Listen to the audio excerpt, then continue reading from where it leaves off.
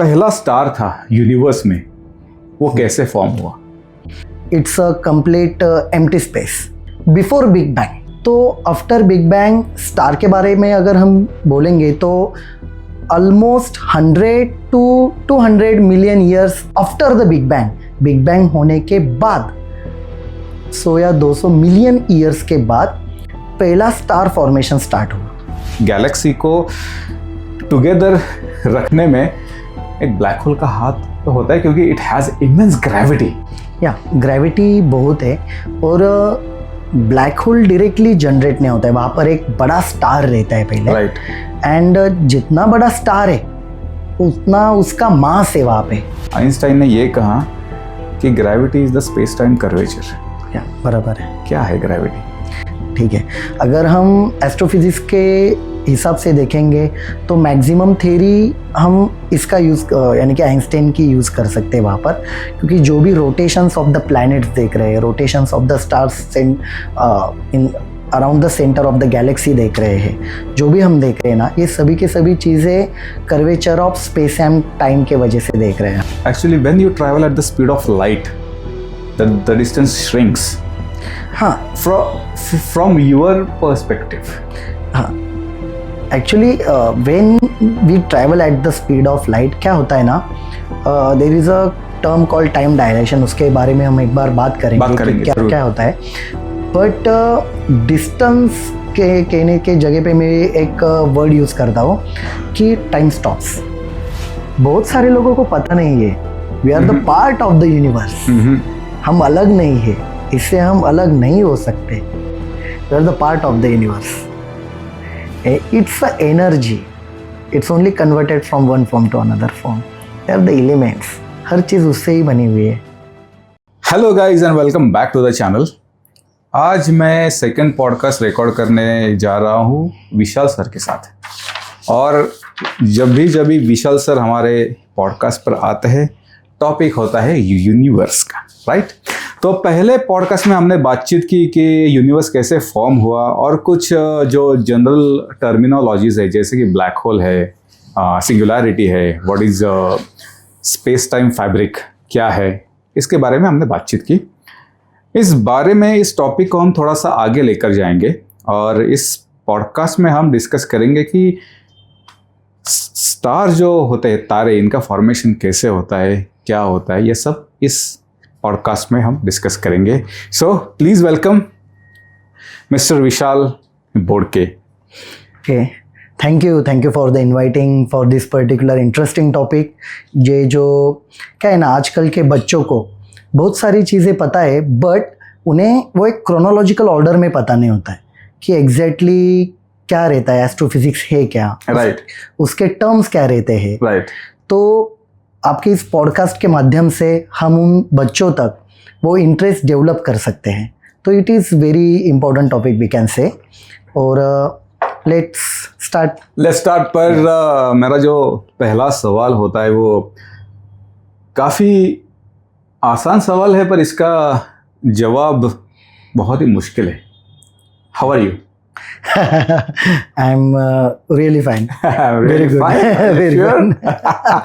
Well, okay, we are also, obliged to have you back on the podcast. और चलो अभी शुरू करते हैं। Yes, let's start. Okay. चलो सर, अगर हम बिल्कुल शुरुआत से शुरू करें तो जो पहला स्टार था यूनिवर्स में, वो कैसे फॉर्म हुआ? एक्चुअली सबसे पहले तो हमें पता है कि nothing was there, it's a complete empty space. Okay, before big bang. After big bang we can say, जो बिग बैंग में हम पिछले पॉडकास्ट में बोले थे कि क्या रहता है सब, उसका डिटेल देखा था। तो आफ्टर बिग बैंग स्टार के बारे में अगर हम बोलेंगे तो almost 100 to 200 million years after the big bang होने के बाद 100 या 200 मिलियन ईयर्स के बाद पहला स्टार फॉर्मेशन स्टार्ट हुआ। ओके।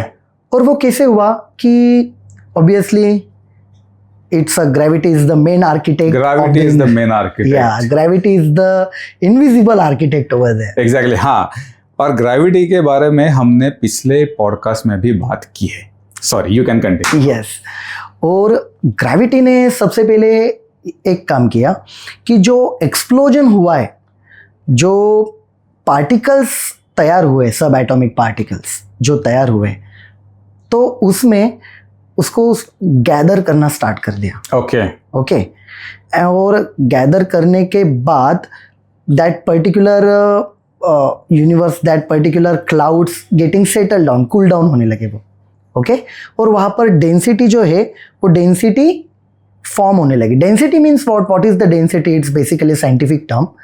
तो डेंसिटी क्या रहती है ना कि जो पार्टिकल्स है, अगर हम उसको एक जगह पे पार्टिकल्स बोले या फिर मैटर बोलते हैं या फिर ऑब्जेक्ट्स बोलते हैं, वो अगर बिखरे हुए हैं, अगर उसको एक ही जगह पे लेके आते हैं पास में, तो डेंसिटी इंक्रीज हुई है, बढ़ी है, ऐसे हम बोल सकते हैं. राइट. उतना ही मैटर बट कम जगह में. आई थिंक डेंसिटी को हिंदी में वस्तुमान बोलते हैं. यस, वस्तुमान बोलते हैं. हिंदी में वस्तुमान बोलते हैं. यस. तो फिर डेंसिटी बढ़ने लगी और सबसे पहला जो स्टार बना उसको नाम दिया साइंटिस्ट लोगों ने कि population 3 stars. Population 3 star. And they are very huge. बड़े थे वो, बहुत बड़े थे. ऑलमोस्ट 10 टाइम्स और 100 times than that of our sun से भी बहुत बड़े थे. But the thing is that it only contains a basic element, hydrogen और हीलियम. उसमें बाकी के हेवियर एलिमेंट्स नहीं थे क्योंकि वो स्टार्टिंग में फॉर्म हुआ था ना. राइट. तो ज़्यादा वहाँ पर एलिमेंट्स नहीं थे, जो बेसिक एलिमेंट्स ही थे वहाँ पर, हाइड्रोजन, हीलियम वैसे ही थे. वो आगे हम बात करेंगे कि what are the heavy elements, क्या रहेंगे क्या नहीं, और वो कैसे मिले, वो भी बात करेंगे. इसके ऊपर तो पूरा पॉडकास्ट हो सकता है. हाँ, हो सकता है. और बाद में क्या हुआ कि जब वो स्टार्स बनना शुरू हो गए, पॉपुलेशन 3 स्टार, उनका एक पर्टिकुलर, ऑब्वियसली उनका एक लाइफ स्पैन है, वो बड़े थे, इसलिए वो एक प्रोसेस में चले गए. सुपरनोवा जो हमने डिस्कस किया ऑलरेडी. और सुपरनोवा प्रोसेस में जाने के बाद जब उनका लाइफ स्पैन खत्म हुआ, तब हमें हेवियर न्यूक्लियर, हेवियर एलिमेंट्स मिलने स्टार्ट हुए, like iron, cobalt, calcium and all. वो बाद में स्टार्ट हुए मिलने. So basically at the start population 3 stars was there, only containing the basic element. सिर्फ बेसिक एलिमेंट हाइड्रोजन, हीलियम जैसे वहाँ पर प्रेजेंट थे. ओके. पर ये जो एलिमेंट्स थे उनको गैदर करने में या इकट्ठा करने में जिस इनविजिबल फोर्स का हाथ था, वो फोर्स था gravity. Obviously gravity. Okay. Actually gravity के ऊपर भी हम एक पूरा पॉडकास्ट कर सकते हैं, क्योंकि ग्रेविटी मेरे हिसाब से ना, it's actually the real architect of the universe. Actually क्या होता है ना, उससे रिलेटेड बहुत सारे टर्म्स है, लाइक टाइम डायलेशन वगैरह, बहुत बड़े बड़े टर्म्स है जिसमें बहुत सारे चेंजेस भी है.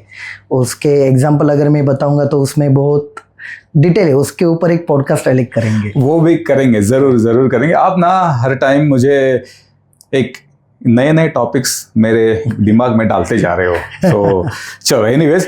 ओके. सो हमने अभी बात की स्टार के फॉर्मेशन की, पहला स्टार कैसे फॉर्म हुआ उसकी बात की. तो स्टार्स होते हैं गैलेक्सीज में, राइट? तो पहले गैलेक्सी कैसे फॉर्म हुई होगी, क्योंकि गैलेक्सी में तो millions and billions of stars होते हैं. वो बहुत सारे स्टार्स होते हैं, राइट? अगर हम मिल्की वे की बात करें तो कितने 100 बिलियन से भी ऊपर स्टार्स है यहाँ पर. कम से कम 100 बिलियन स्टार्स तो है ही है.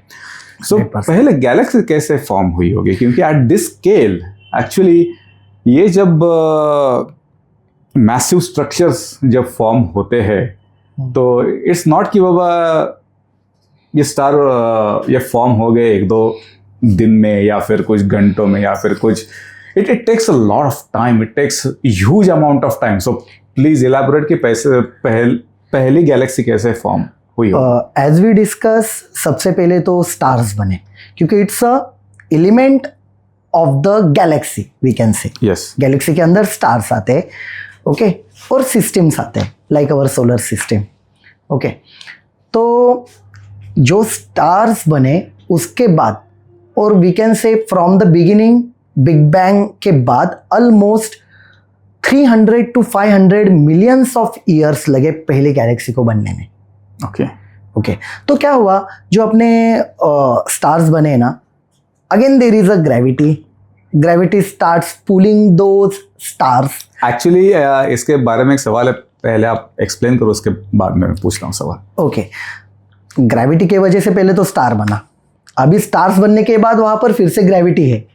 ग्रेविटी क्या करती है, बाद में सभी स्टार्स को फिर से इकट्ठा करती है और वहाँ पर एक सिस्टम बनाती है. और स्टार्टिंग में क्या हुए कि क्योंकि स्टार्टिंग फेज में गैलेक्सी बन रहे थे ना, तब बहुत सारे एलिमेंट्स नहीं थे. फिर भी वहाँ पर जो गैलेक्सीज बनी दे आर इरेगुलर शेप के थे, स्मॉल इन साइज थे, स्मॉल यानी कि बहुत स्मॉल भी नहीं थे, but as compare to modern galaxies अभी जो हम देख रहे हैं, वो मॉडर्न गैलेक्सीज के कंपैरिजन में उसका शेप थोड़ा इरेगुलर था, थोड़े फेंट थे, ज़्यादा एनर्जीज वहाँ से बाहर नहीं आ रही थी, थोड़े से फेंट थे as compare to modern galaxy वैसे थे. तो basically the force is gravity which pull ups the all the stars matter over there and formation of the galaxies there. So and ठीक है, you can continue. And these small galaxies after billions of years, these small galaxies merge to form the modern galaxies like Milky Way and like our neighboring galaxy like Andromeda. Andromeda वैसे बने वो. Okay, तो यहाँ पर एक सवाल मेरे दिमाग में आता है. अगर हम गैलेक्सीज की बात करें तो जितने भी गैलेक्सीज देखी गए हैं ऑब्जर्वेबल यूनिवर्स में, हर एक, मतलब नॉट एग्जैक्टली हर एक, most of the galaxies have super massive black holes at their centre. Right. So मेरा सवाल यह है कि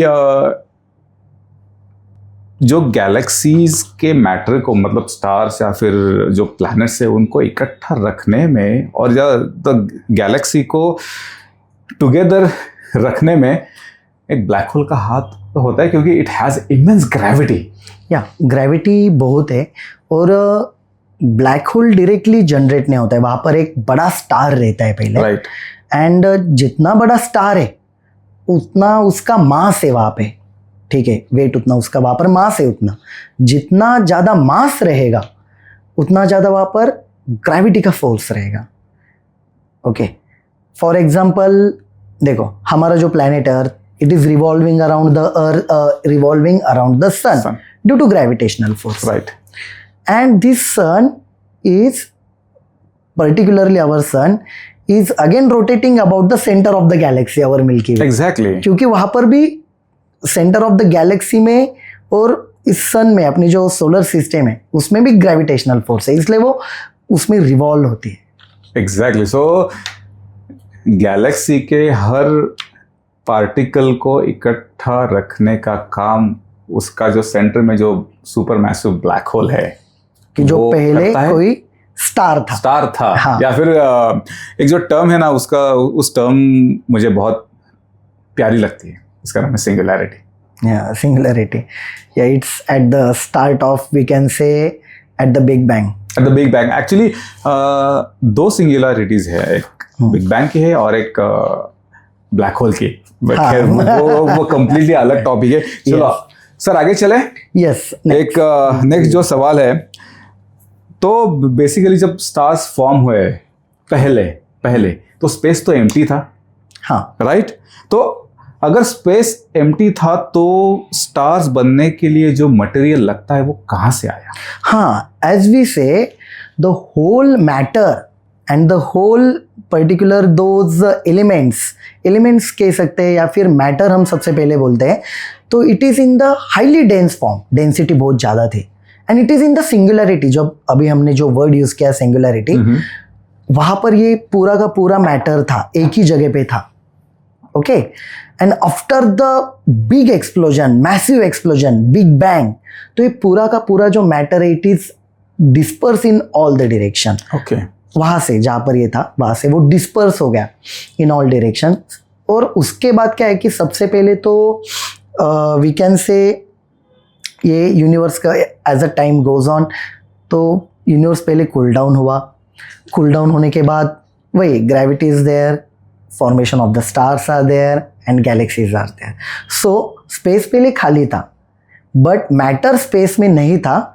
after the big bang matter is there, और we can say gases are there. Okay. और गैसेस से हमें अलग अलग मैटर मिलते गए बाद में, जैसे जैसे टाइम आगे चलता गया. वाह. ओके, सो आई थिंक जो मैंने पहले कहा था कि big bang is the real architect of the universe. Sorry, not big bang, gravity. तो जो सवाल मैंने पिछले पॉडकास्ट में पूछा था, मैं वही सवाल यहाँ पर दोबारा पूछना चाहूँगा. न्यूटन ने कहा था कि gravity is the invisible force between the two objects. ठीक है, ये कहा था न्यूटन ने. और उसके 400 साल बाद आइंस्टाइन ने ये कहा कि gravity is the space time curvature. बराबर है. क्या है ग्रेविटी अगर डिफरेंट पर्सपेक्टिव से, अगर डिफरेंट एग्जांपल्स में अगर देखेंगे ना, तो दोनों का भी बराबर है. ठीक है, अगर हम एस्ट्रोफिजिक्स के हिसाब से देखेंगे तो मैक्सिमम थ्योरी हम इसका यूज़ यानी कि आइंस्टाइन की यूज़ कर सकते हैं वहाँ पर, क्योंकि जो भी रोटेशंस ऑफ द प्लैनेट्स देख रहे हैं, rotations of the stars in around the centre of the Galaxy देख रहे हैं, जो भी हम देख रहे हैं ना, ये सभी के सभी चीज़ें curvature of space and time के वजह से देख रहे हैं हम.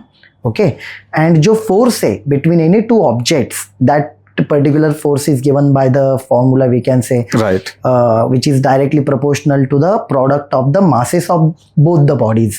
जितनी बड़ी वो बॉडी रहेगी उतना ज़्यादा वो फोर्स, ग्रेविटेशनल फोर्स ज़्यादा रहेगा, क्रिएट करेगा. Right, exactly. And inversely proportional to the square of the distance between them.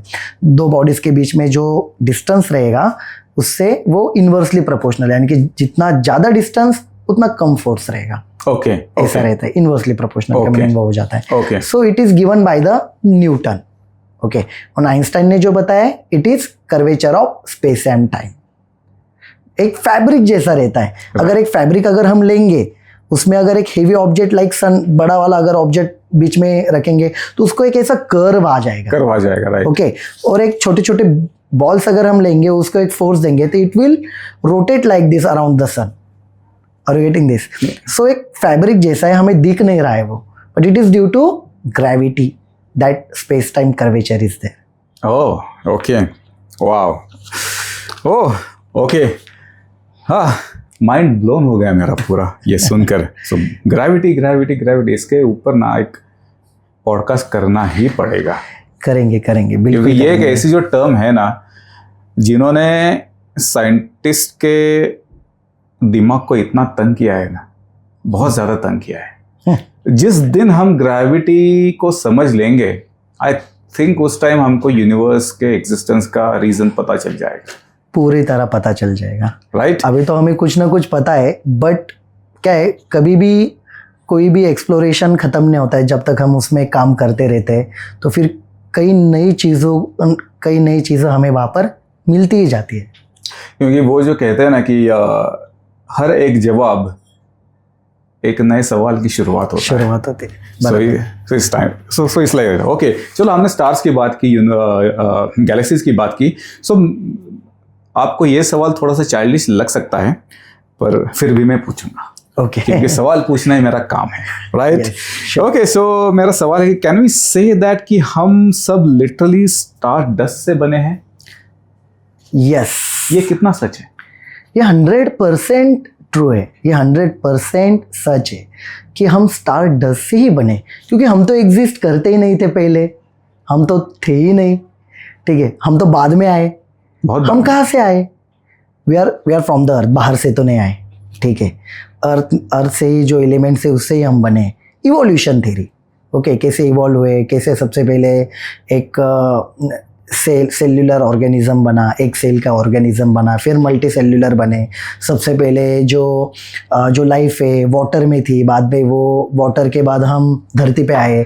ऐसा इवॉल्व होते गए. ठीक है, पर ये सारी चीज़ें, उसका जो बेसिक एलिमेंट है वो अर्थ से मिले हमें. बराबर है.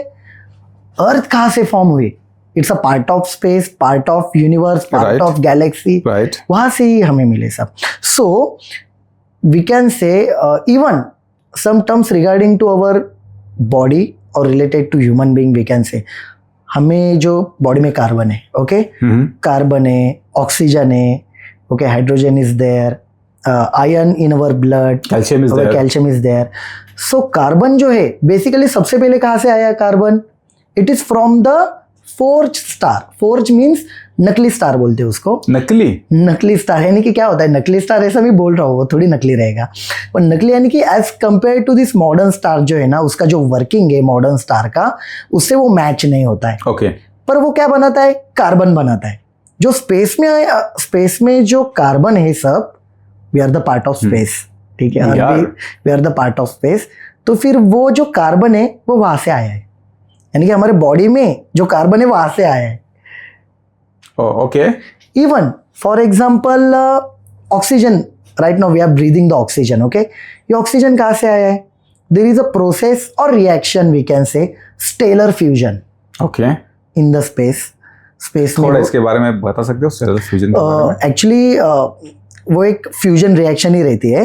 स्टेलर फ्यूजन एक उसमें एलिमेंट्स से फ्यूज होते हैं और डिफरेंट काइंड ऑफ एलिमेंट्स होते हैं. उसका बाय प्रोडक्ट हमें मिलता है oxygen.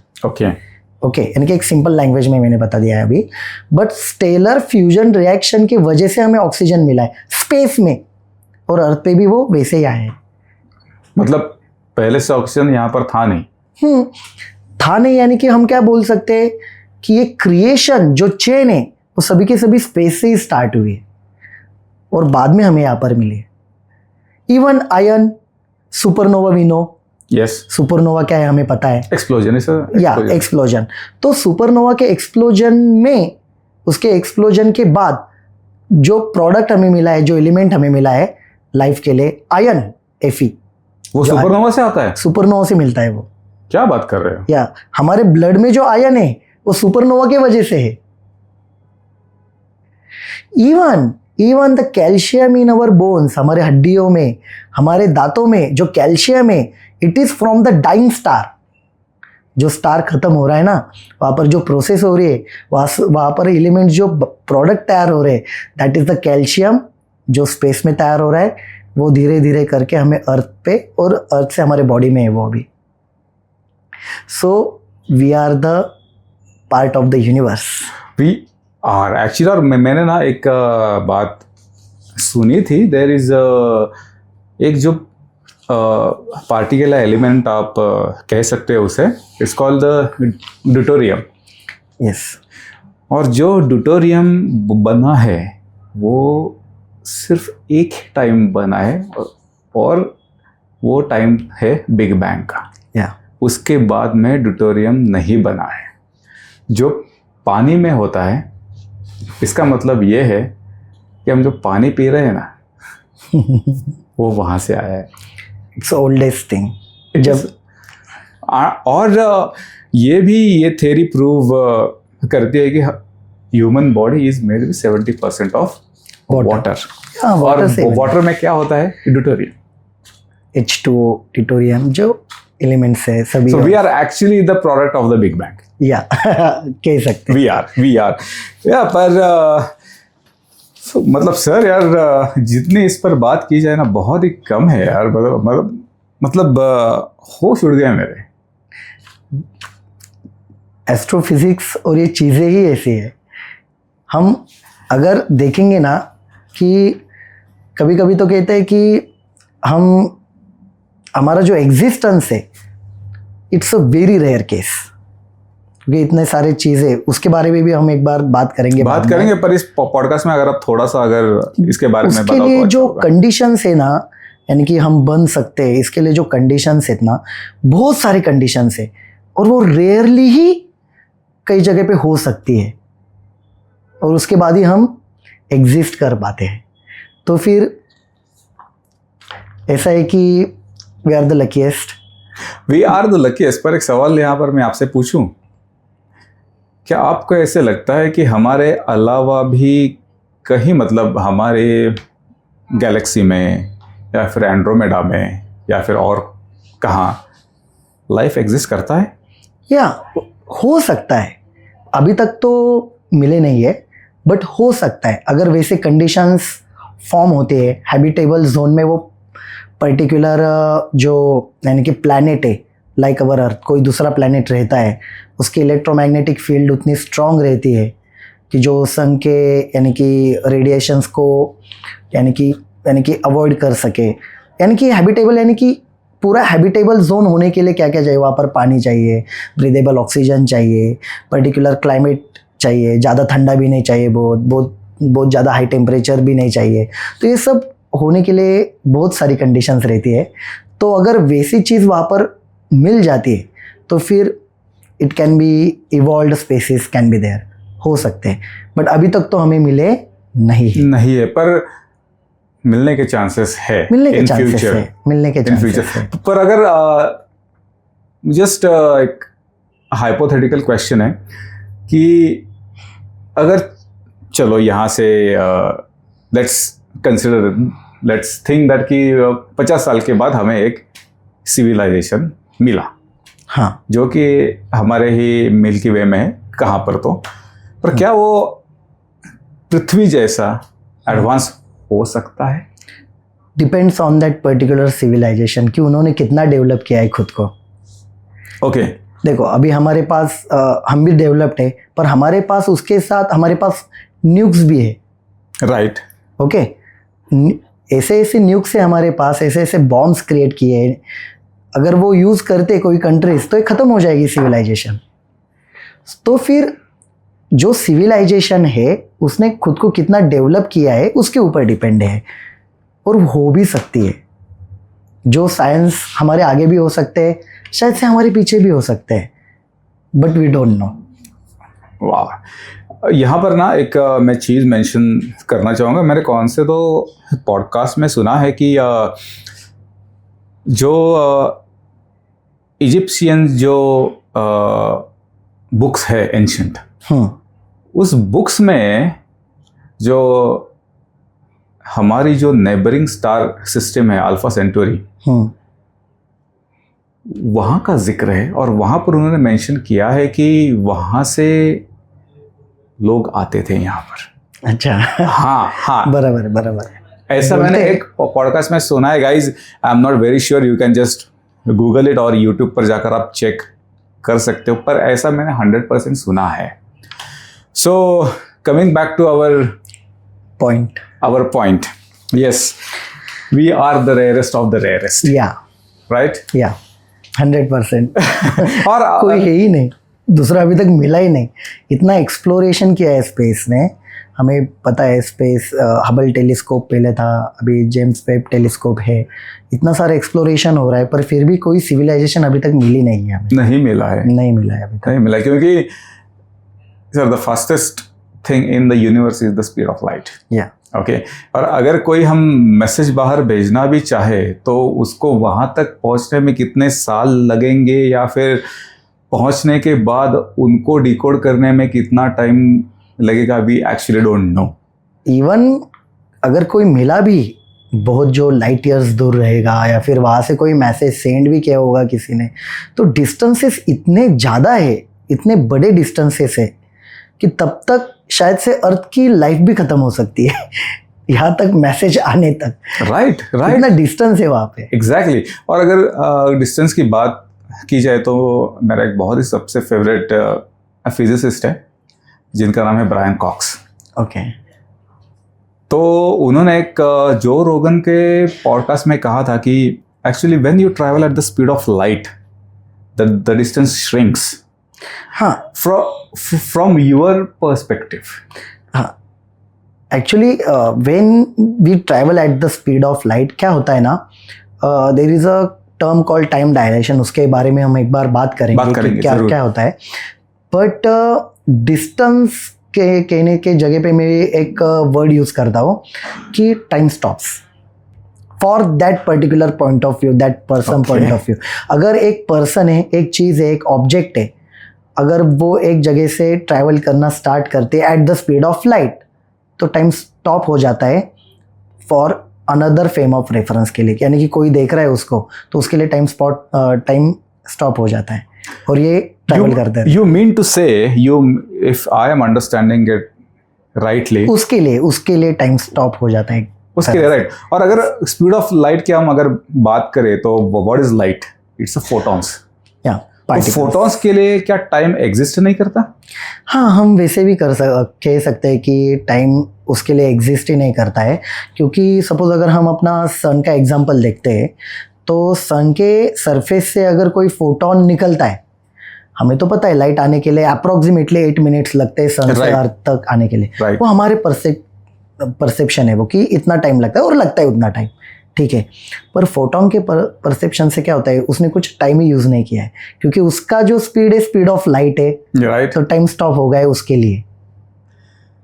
Wow, okay okay okay. So sir, चलो moving on to the next question. हाँ, पर उससे पहले हमने जो डिस्टेंस की बात की ना, उसके बारे में ब्रायन कॉक्स की जो इंफॉर्मेशन है अबाउट टाइम एंड डिस्टेंस, तो उन्होंने कहा कि if you travel at the speed of light, the distance is shrinked by the factor of 7000। Okay. और अगर आपको एंड्रोमेडा गैलेक्सी तक जाना है eight the speed of light, you can reach there in a minute. Why? Because you are traveling at the speed of light. So आपके लिए, आपके frame of reference के लिए टाइम हो गया कम, डिस्टेंस हो गया कम, क्योंकि जो ट्रैवल कर रहे हैं exactly by the factor of 7000. So you can reach to the Andromeda galaxy actually in a minute, which is 2.5 million light years away from our galaxy. Okay, but if you come back to the earth, और आप यहाँ आकर आप अगर बताना चाहते हैं आपके फ्रेंड्स एंड फैमिली को कि आपने वहां पर क्या पाया, at least 4 million years would have passed on the earth. So it means to tell everyone or to transfer that information to the next generation, it's forbidden. तब तक कितने जनरेशन चले जाएंगे पता नहीं। At least 4 million years would have passed. 4 million, 40 lakh साल। उस time के बाद में पृथ्वी रहेगी भी या नहीं रहेगी, वी डोंट नो। ओके, चलो moving on to the next question. Okay, star के फॉर्मेशन की अगर हम बात करें तो उसमें ग्रेविटी का रोल क्या होता है? एज वी से, सबसे पहले हमने जो बात की कि सबसे इम्पोर्टेंट तो मेकिंग में जो भी गैलेक्सीज हम देख रहे, जो भी स्टार्स हम देख रहे, जो भी चीज़ें हम देख रहे कि स्पेस में है क्या, उसमें सबसे इम्पोर्टेंट रोल तो ग्रेविटी का ही है। सॉरी, इतना इम्पोर्टेंट रोल क्यों है? सॉरी, मैंने सवाल थोड़ा सा आपसे गलत पूछा। ओके, वही तो फिर सबसे पहले अगर स्टार के बारे में अगर हम स्पेसिफिकली हम देखेंगे तो सबसे पहले क्या करता है ग्रेविटी का, यानी कि जो टर्म है ग्रेविटी, वो क्या करते हैं कि जो गैसेस है, जो डस्ट है, उसको सबसे पहले ना यानी कि गैदर करना स्टार्ट करते हैं। That is the first step, we can say gathering of the raw material for the star. Okay, and density start developing over there, density बढ़नी चालू होती है, वहाँ पर जो सेंटर का जो टेम्परेचर है वो बढ़ना चालू होता है। Okay, so basically gathering the raw material is the first step due to gravity. उसके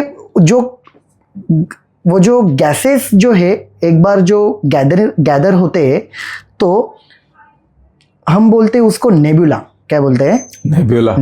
जो टर्म है कभी कभी हमने मूवीज में भी सुनी होगी कि नेबुला वगैरह, तो that is the clouds of gases. And the most famous nebula I believe it's called the Orion nebula, जो कि ओरायन कॉन्स्टेलेशन में है। Yes. So that is the first one. Second, formation में जो कभी कभी ऐसा लगता है लोगों को कि अरे एक्सप्लोजन के वजह से स्टार बनता है, but it's not due to explosion से स्टार नहीं बनता है। ओके, सो फर्स्ट स्टेप हमने अभी डिस्कस की, नेबुला बनता है, ठीक है, क्लाउड्स। बाद में क्या होता है कि second step is collapse of that particular gases. जो गैसेस अभी फॉर्मेशन हुए बेसिकली वो हाइड्रोजन और H, दैट इज हीलियम रहते हैं। Helium, right. तो उनका कोलैप्स होता है एट द सेंटर में वो कोलैप्स हो जाते हैं again, which is due to gravity again. Okay, वहाँ पर डेंसिटी बढ़ती है, टेम्परेचर बढ़ता है, और वहाँ पर जो तैयार होता है उसको हम प्रोटोस्टार बोलते हैं, प्रोटोस्टार और बेबी स्टार।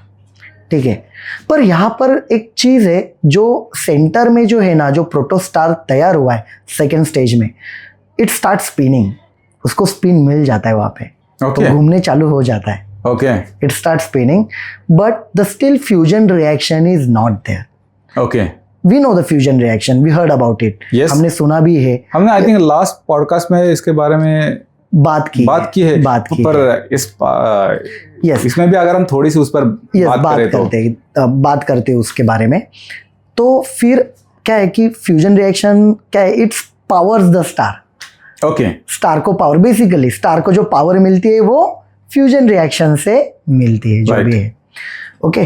बट अभी तक प्रोटोस्टार जो सेकेंड स्टेज है उसमें फ्यूजन रिएक्शन स्टार्ट नहीं हुई है। Right third stage is we can say accretion and disc formation. हमारे सोलर सिस्टम में डिस्क कहाँ पर है? अराउंड द सैटर्न, सैटर्न के बाजू में डिस्क है, बराबर? जुपिटर को भी है, हाँ, वो तो दिखती नहीं, बट है बेसिकली जो विजिबल है पूरा ठीक से, तो हम एक्चुअली सर यूरेनस और नेपच्यून को भी है। हाँ है, बट एक जस्ट रहते ही है, ग्रेविटी की वजह से वहाँ पर कुछ ना कुछ जो पार्टिकल है, एस्ट्रॉइड्स, वो घूमते रहते हैं। तो डिस्क फॉर्मेशन जो है, आजू बाजू में जो डस्ट है, गैसेस है, फिर से वो प्रोटोस्टार के बाजू में क्या होते हैं, स्पाइरल फॉर्म में तैयार होना चालू हो जाते हैं। That is the third stage, accretion and disk formation. And last but important stage is ignition of the star, which is the fusion reaction. Gravity ने क्या किया? ग्रेविटी ने उसको फॉर्म किया, स्टार को, सबको इकट्ठा किया, सभी चीज़ों को उसको एक फॉर्मेट में बदल दिया। और ये जो फ्यूजन रिएक्शन जो है वो स्टार्ट होती है स्टार में, it is at the temperature about 10 million degree centigrade. What?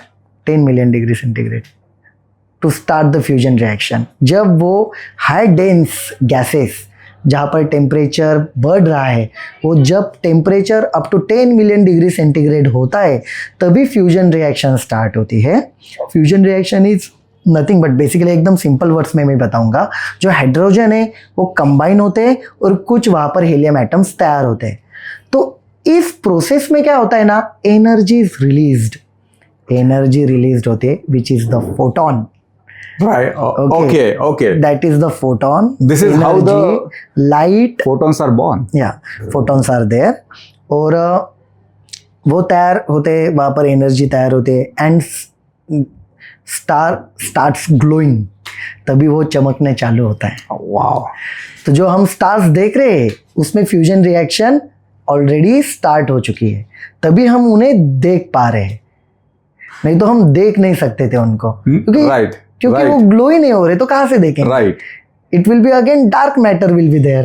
Absolutely. और हाँ, मतलब जब हाइड्रोजन का conversion because of the fusion reaction helium में होता है, दैट इज द मोमेंट कि जब स्टार एनर्जी रिलीज करना शुरू करता है। फ्यूजन रिएक्शन से ही एनर्जी रिलीज होना स्टार्ट होती है। और ये फ्यूजन रिएक्शन होने में कितना टाइम लगता है? सी, ग्रेविटी ने उन गैसेस को, डस्ट को एक फॉर्म दे दिया, राइट? फिर बाकी है फ्यूजन। तो वो फ्यूजन रिएक्शन स्टार्ट होने में कितना टाइम लगता है? एक्चुअली टाइम नहीं बोल सकते, बट हाँ हम बोल सकते हैं it depends on core temperature. वो जो स्टार का टेम्परेचर जो अभी हमने बोला कि 10 मिलियन डिग्री सेंटीग्रेड चाहिए, तब वो स्टार्ट हो जाता है।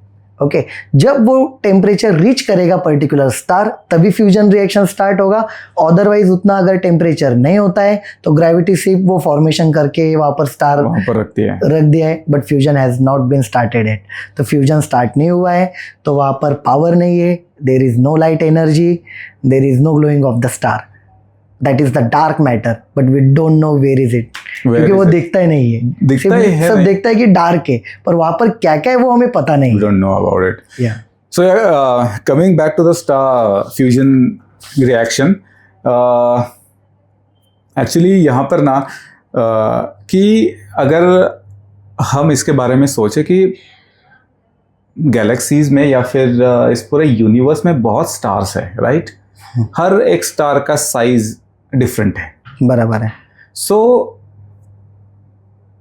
हर एक स्टार को फ्यूजन रिएक्शन तक पहुंचने में जो टाइम लगता है वो उसके शेप से डिसाइड होता है या फिर उसके कोर के टेम्परेचर से डिसाइड होता है? कोर के टेम्परेचर से डिसाइड होता है, क्योंकि जो स्टार से they are basically spherical in shape, spherically रहते हैं मोस्टली। हाँ, साइज हम डिफर हो सकती है ड्यू टू ग्रेविटी, छोटे है बड़े है वो डिफर हो सकती है, बट जो इग्निशन है it is depends on the temperature. Okay, that's the main criteria. क्योंकि क्या होता है ना, उसमें भी अभी थोड़ा डिटेल बता ही देता हूँ। Yes please. क्या होता है कि देखो, there is a nucleus at the centre of any atom. इन स्टार्स में क्या होता है, हाइड्रोजन रहता है, ठीक है। तो हाइड्रोजन का क्या है कि न्यूक्लियस में we know there is a 1 proton 1 neutron 1 electron is right. In the nucleus there is a 1 proton and 1 neutron. Neutron के ऊपर कोई चार्ज नहीं है, प्रोटॉन पॉजिटिवली चार्ज है। कोई भी दो एटम जब पास पास में आते हैं तो फिर they are start repelling each other, क्योंकि पॉजिटिव पॉजिटिव चार्ज रहता है ना, तो पॉजिटिव पॉजिटिव मिल ही नहीं सकते, दे विल रिपेल, वो दूर दूर जाते हैं, ठीक है। तो फिर वो जब दूर जाना चालू होते हैं तो यानी कि बाय द लॉ वो पास ही नहीं आनी चाहिए इलेक्ट्रोस्टैटिक फोर्स से, राइट। पॉजिटिव पॉजिटिव पास में नहीं आएंगे। पर at this temperature 10 million degree centigrade वो फ्यूज हो जाते हैं। Okay. And we get the helium over there and energy is released. So main criteria is temperature. Not size. Not size. Not size. Temperature is the basic thing. और temperature बढ़ता कैसे है फिर वहाँ पर? हाँ, जब पार्टिकल्स पास में आते हैं ग्रेविटी के वजह से, they starts colliding with each other. कोई भी चीज़ अगर कोलाइड होते तो वहाँ पर टेम्परेचर बढ़ता है, and that particular dense area becomes hotter and hotter when the time passes. जैसे जैसा टाइम आगे जाता है तो वो hotter हो जाती है, बट पता नहीं कितना होगी वो। अगर वो उतना डिग्री तक जाती तभी वहाँ पर फ्यूजन होगा स्टार्ट, अदरवाइज फ्यूजन स्टार्ट नहीं होगा। Wow wow. और इसका मतलब है कि जब तक वो फ्यूजन रिएक्शन चालू है तब तक वो स्टार जिंदा है। यस। फ्यूजन रिएक्शन रुक गई, इसका मतलब will start collapsing. Yeah, collapsing, decaying नहीं बोल सकते, collapse हो जाएगा वो, उसकी लाइफ स्पैन खत्म हो जाएगा, that's it. Wow, okay. सो यहाँ पर एक सवाल आता है कि स्टार जितना छोटा उतना उसका लाइफ स्पैन बड़ा, या फिर स्टार जितना बड़ा उतना उसका लाइफ स्पैन छोटा? It also depends on gravity again. जितना बड़ा मास, large star, there is a mass is larger, gravity is larger, fusion reaction is larger, energy released is also larger. So it's depleting energy faster, and lifespan will be small. Okay. Lifespan कम हो जाती है। जितना बड़ा star रहेगा उतनी gravity ज़्यादा, fusion reaction ज़्यादा, energy release जो होती है वो ज़्यादा होती है। सो उसका लाइफ क्या हो जाता है, कम। क्योंकि कोई भी बॉडी रहने दो, नेचर्स रूल है कि उससे एनर्जी अगर ख़त्म हो गई तो उसका लाइफ स्पैन ख़त्म हो गया, इट्स अ बेसिक रूल। तो जो लार्जर जो स्टार्स है उनकी एनर्जी जल्दी ख़त्म हो जाती है, तो फिर उसका स्पैन कम हो जाता है। और उसका उल्टा होता है छोटे स्टार के बारे में। छोटा स्टार है, कम मास है, तो फिर कम फ्यूजन रिएक्शन होगी वहाँ पे, एनर्जी रिलीज भी कम होगी या फिर स्लो होगी वही, और उसका जो लाइफ स्पैन है वो ज़्यादा रहेगा। Like our sun, it is average star, not a big star, very average star, या एवरेज स्टार है। और ना यहाँ पर मैं ऐसे ना 2-3 हफ्ते पहले YouTube पर ऐसे मेरा स्क्रॉलिंग चल रहा था, तो मैंने देखा कि जो अब तक का जो सबसे बड़ा स्टार फाउंड हुआ है उसका नाम है स्टीफनसन 218। ओके। सो उसका साइज पता है कितना बड़ा है? अगर उसको हम अपने सोलर सिस्टम के बीच में रखते हैं ना, तो उसका जो रेडियस है वो नेपच्यून के ऑर्बिट तक जाता है। वो तो कंपैरिजन हुआ।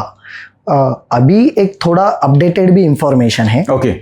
अपडेटेड इंफॉर्मेशन कैसी है कि अगर हम अपने जो सन का रेडियस कंसिडर करेंगे विच इज़ ऑलमोस्ट, और डायमीटर कंसिडर करेंगे तो सन का डायमीटर है ऑलमोस्ट 13,91,000 एंड समथिंग 100 किलोमीटर्स, उतना डायमीटर है ऑल एन एवरेज। सन का मोटा मोटा बात करते हैं 14 lakh 15 lakh kilometre, 1.5 million kilometre. Yes almost 1.5 almost yes million kilometres, इतना 14 से 15 लाख किलोमीटर रहेगा, ठीक है।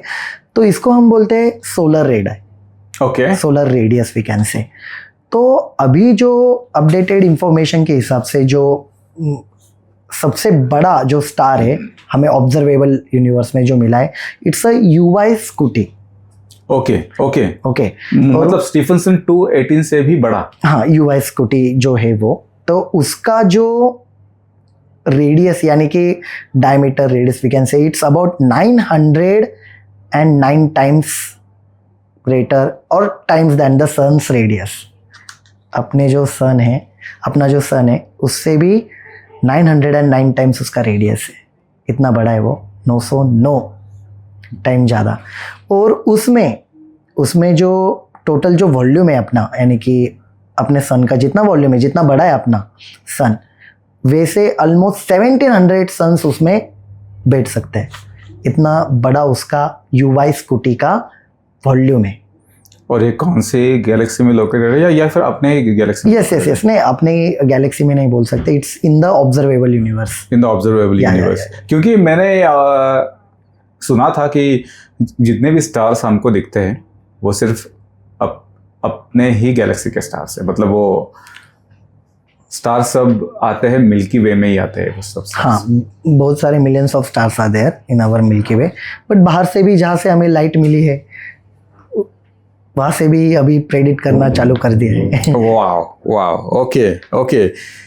सो चलो, अभी स्टार्स की इतनी बात की तो कुछ फैक्ट्स स्टार्स के बारे में भी बता दो हमको। यस, ताकि हमको और थोड़ा सा ज्ञान मिल सके।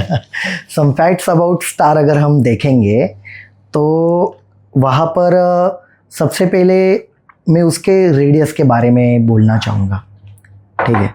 It starts from few kilometres to millions of kilometres, ये सबसे एक इम्पॉर्टेंट है, क्योंकि द प्रोसेस और the events like supernova, after the supernova particular star collapse into the neutron star, ठीक है। ये हमने बात की है इसके बारे में। यस, तो उसका जो डायमीटर है it is around about 20 kilometres only, okay, वो सिटी साइज। या, और जब हम वो बात कर रहे थे यूवाई स्कूटी का, it's in the millions of kilometres, वो एक है। स्टार के बारे में एक और हम एक इंटरेस्टिंग बात मैं बताना चाहता हूँ। We can say star can sing. Star can sing star can sing, या आई मीन टू से अभी थोड़े गाने बोलने वाला है वो स्टार, ठीक है। ये सिर्फ एक ऐसा फ्रेज है कि वो सिंग करते हैं, यानी कि क्या होता है ना, स्टार्स की जो वाइब्रेशन है उससे साउंड प्रोड्यूस होता है। ओके, ऑब्वियसली स्पेस में हम साउंड नहीं सुन सकते क्योंकि स्पेस वैक्यूम, हाँ वैक्यूम है, इसलिए हम सुन नहीं सकते। But there are some oscillatory objects है हमारे पास अभी अर्थ पे, उससे हम वो जो ऑसिलेशंस हो रहे, वाइब्रेशंस जो हो रहे उन स्टार्स के, उनको कैच करना स्टार्ट कर दिया है, और उससे हम साउंड प्रोड्यूस करें कि कैसा साउंड हो सकता है उस स्टार का। Okay, so star sound produce करते हैं। Okay, that is the one another thing. Example दे दो एक। सुपरनोवा, उसका भी साउंड होता है? हाँ, सुपरनोवा के भी साउंड है। हमने लास्ट पॉडकास्ट में एक बार लाइक डमरू ऑफ शिवा, यस, वो तो न्यूट्रॉन स्टार का था। न्यूट्रॉन स्टार, हाँ न्यूट्रॉन स्टार का था, सॉरी। सुपरनोवा होते समय वो साउंड रहता है। ओके, या, and after that another fact is that कि जो अभी सभी के सभी जो एलिमेंट्स है हमारे बॉडी में या फिर हमारे अर्थ पे, कहाँ पर भी हम देखते हैं कोई भी चीज़ एलिमेंट से बनते हैं, basic elements are there, it's a chemistry. So जो एलिमेंट्स है, सभी के सभी एलिमेंट जो बने हैं, it is from the star. सिर्फ हाइड्रोजन और हीलियम, इन दोनों को छोड़ के कोई भी हेवियर एलिमेंट पकड़ो, वो सभी के सभी स्टार के वजह से ही मिले। ओके, कोई भी पकड़ो, गैसियस फॉर्म में पकड़ो, लिक्विड फॉर्म में पकड़ो, कोई भी कंसीडर करो, वो स्टार से ही हमें मिलते हैं। वाह, ओके। या, and the thing is that we are exist due to star. सिर्फ हैबिटेबल जोन के बारे में नहीं बोल रहा हूँ, सिर्फ सनलाइट के बारे में नहीं बोल रहा हूँ, हमारे बॉडी में एलिमेंट्स ही उसके वजह से है, राइट. और we can say from the space, we gathered out the elements from the space, वहां से ही हमें मिले हैं. वाओ, ओह, ये तो थोड़ा हेवी हो गया. But it's a fact. मैं मतलब ये सब फैक्ट सुनकर ना मुझे 2-3 दिन तक अभी नींद नहीं आने वाले, सीरियसली. बहुत सारे लोगों को पता नहीं है, we are the part of the universe. हम अलग नहीं है, इससे हम अलग नहीं हो सकते. We are the part of the universe. It's a energy, it's only converted from one form to another form. They are the elements, हर चीज उससे ही बनी हुई है. एनर्जी के बारे में क्या आप बोलते हैं? It cannot be created, it cannot be created nor be destroyed. It cannot It's be. only converted from one form to Yes, another form. yes, Yeah. yes, yes. Einstein. the great Einstein. और कौन हो सकता है यार? Einstein. Sir ना एक Einstein की अगर आपने बात की ना, तो उसका एक बहुत ही ब्यूटीफुल कोट मुझे याद आया, और इस कोट के साथ ही हम इस पॉडकास्ट का भी करेंगे end. It's a beautiful quote. मतलब ना, इस कोट ने मेरी आंखें खोल दी. Okay. सो इसके पीछे एक स्टोरी है. He was working on the theory of relativity, general theory of relativity. तो एक दिन वो आया, और ना वो हमेशा एक ब्लैक बोर्ड और चौक रखता था अपने लैब में. आया, ही वॉज वेरी फ्रस्ट्रेटेड, और जो थियरी थी वो सुपरफिशियली बहुत अच्छी तरीके से काम कर, मतलब वर्किंग उसका हो रहा था, पर जब आप क्वांटम लेवल पर जाओ ना, it was not working at all. तो ही वाज वेरी फ्रस्ट्रेटेड, और आया, चौक उठाया, लिखना शुरू किया, और एक वो कोट लिखकर वो बाहर चला गया. और वो कोट था, not everything that counts can be counted, and not everything that's counted truly counts. 100%. मतलब इससे बेहतरीन कोट मैंने आज तक नहीं पढ़ा या सुना है. आपको कैसे लगा ये कोट?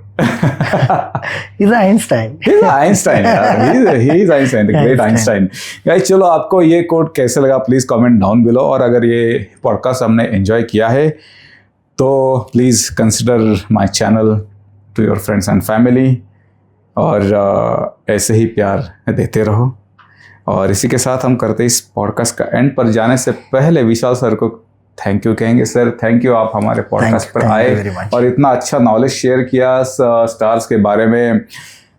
फैक्ट्स जो काफ़ी हमें पता नहीं थी वो भी शेयर की, एंड आपने टाइम दिया इसके लिए. Thank you. You are most welcome. इसलिए थैंक यू. तो सो गाइस, चलो करते इस पॉडकास्ट का एंड. अभी मैं आपको मिलता हूँ अगले पॉडकास्ट में. तब तक के लिए चाओ एंड नमस्कार.